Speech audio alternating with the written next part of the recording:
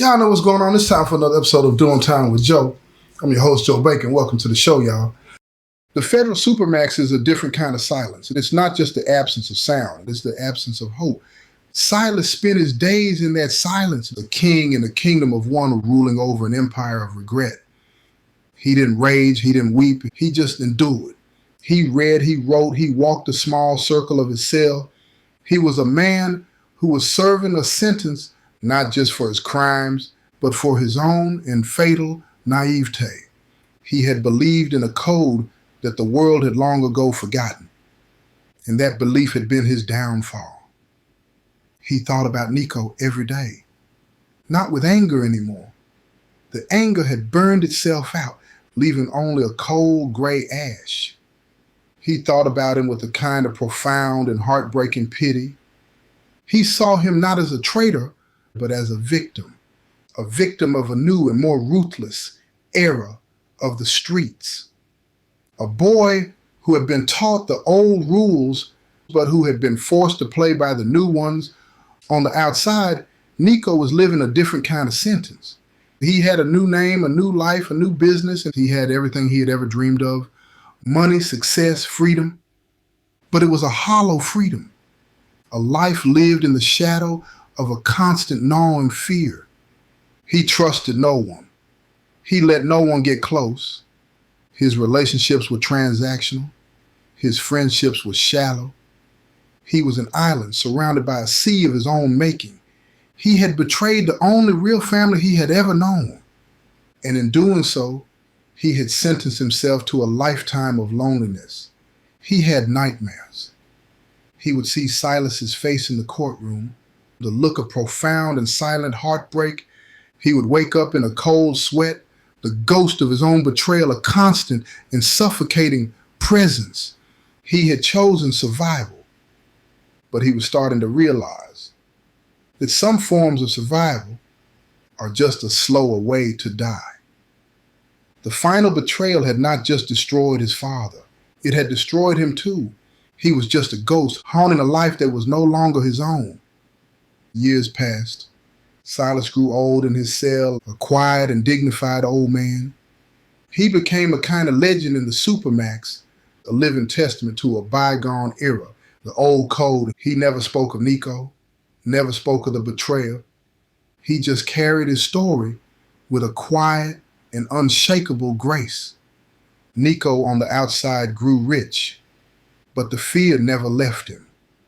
He lived in a fortress of his own making, surrounded by security cameras and bodyguards. He was a prisoner of his own success, the king in a gilded cage. He heard about Silas sometimes through the grapevine.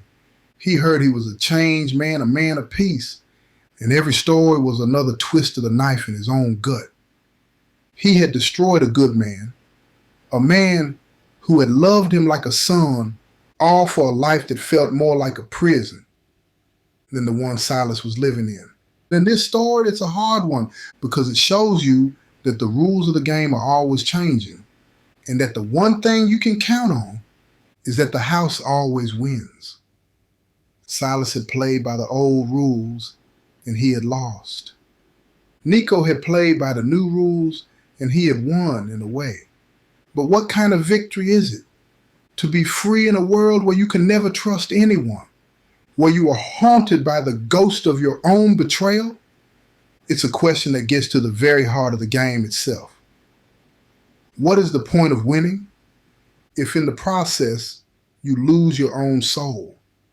It's a question that Nico would have a lifetime to answer in the long, quiet, and profoundly lonely nights of his own self-made prison. The end of this story is a quiet one. There was no final confrontation, no dramatic revenge, just the slow and inevitable grinding of the wheels of fate. Silas died in that supermax cell, an old man of 80. He died with a quiet dignity, a man who had in the end found a kind of peace in the heart of his own private hell. Nico heard about his death from a news clipping. He sat in his sterile modern office looking out at a city he had conquered, and he wept for the first time since he was a boy. He wept for the father he had betrayed, for the man he could have been and for the profound and unending loneliness of his own life. He had everything he had ever wanted, and he had nothing at all. He was a king with no subjects and a victor with no spoils. He was a ghost haunting a life that had been bought and paid for. With the ultimate and unforgivable sin, the final betrayal. In this story, it's a lesson about the changing nature of the streets, about the death of the old code, and about the corrosive and ultimately self-destructive nature of a life. That is, live with no loyalty, no honor, no code at all. It's a reminder that the most dangerous prisons are not the ones with walls and bars. They are the ones we build for ourselves, out of fear, out of greed, and out of a desperate and ultimately fatal belief in nothing but our own survival. And so we come to the end of the line. 30 stories, 30 lives, and 30 different chapters in the same sad book. The book of the game, this last story, the story of Silas and Nico, it's a fitting end because it shows you the final and most brutal truth of this life. That in the end, it's not the cops, not the rivals, not the system that will destroy you. It's the choices you make and the loyalties you betray. The man you become in the process of trying to win a game, that is designed to be unwinnable. Silas was a king from a different time. He believed in a code that was already a ghost, and that faith was his downfall. Nico was a product of the new world. A world with no code, no honor, no loyalty, just a cold and brutal calculus of self-interest. And that philosophy was his own private and inescapable cage. So what's the lesson here? After all these stories, all this pain, all this wreckage, I don't know if I have an easy answer, but I know this. The game is a lie. It promises you a kingdom, but it only gives you a cell. It promises you respect, but it only gives you fear. It promises you a family, but it only gives you a crew of temporary allies, all of them just waiting for the right moment to betray you.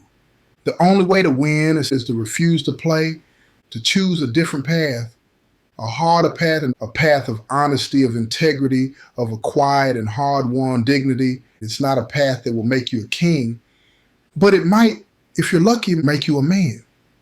And in the end, that's the only title that's worth a damn. This has been another episode of Doing Time with Joe. I'm your host, Joe Baker, and I say peace, y'all.